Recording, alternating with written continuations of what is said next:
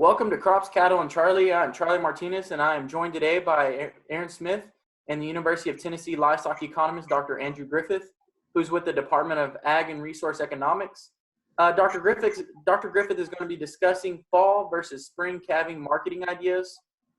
So to kick off, Dr. Griffith, what should fall calving operators be doing with their weanling crop right now? Well, we're to the point now where those fall calves are being weaned, and a lot of fall calvers will try to hit this grass market with weanling calves because we have really, really strong prices in March, April, and early May, and that's an okay thing to do in most years. But we've been looking at the depressed market because of coronavirus, and it doesn't just have to be coronavirus. Anytime we have a depressed market, there's other things to be thinking about. And so some of those fall calving operators should seriously be considering a preconditioning program this year. A preconditioning program does not always pay for every producer, but with the depressed calf prices that we have right now on weanling calves, a preconditioning program or even a longer backgrounding program that may put them to 100 to 120 days of backgrounded may be an alternative. Lengthens the marketing window. I mean, anywhere along that line from the day until 120 days, you can market these cattle. And it may be you hit Kansas grass cattle, Flint Hills type grass a little later in the season. And so you have a little heavier calf, but they'll be looking for a little bit heavier calf. And so that might be something that those fall operators need to be considering. A second thing that fall operators need to be considering, not necessarily with the weanling calf crop, but with their cull cows. We have a very, very strong cull cow market right now. And we're talking about time you're weaning the calves.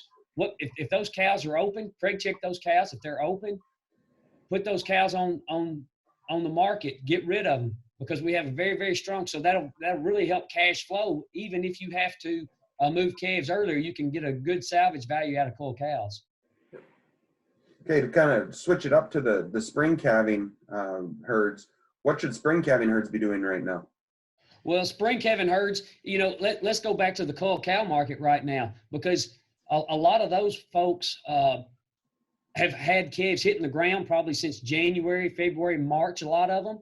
And so they're going to have some cows that did not calve. Well, if we're looking at needing a little bit of cash flow coming into the operation, if those cows are in good body condition, we're talking about 5 or 6 body condition. This would be a good time to go ahead and move those cows. Those spring calves, they're not, the spring calving herds are not going to experience this depressed market today, but that doesn't, how long does that depressed market stay? We don't know at this time. We don't know how long or how bad this could hurt economic indicators. And so we don't know what people's spending will be. So they need to be looking at opportunities already to price animals. If that might be using livestock risk protection insurance, or if you're a bigger operator, the use of futures and options going into the future, that's not something that we're going to do today. We're not going to lock in prices today because of how depressed they are, but realizing that this same thing could happen, we need to be looking at those. We also need to go ahead and be considering if this thing continues into the fall, can we precondition our cattle into the winter?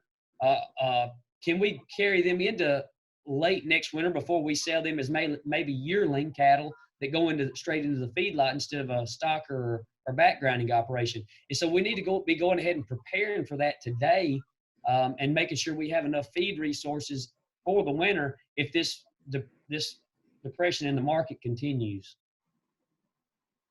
Awesome. Well, thank you, Dr. Griffith, for joining us today, and thank you to the viewers for joining us on Crops, Cattle, and Charley. We hope you'll join us again. Thank you.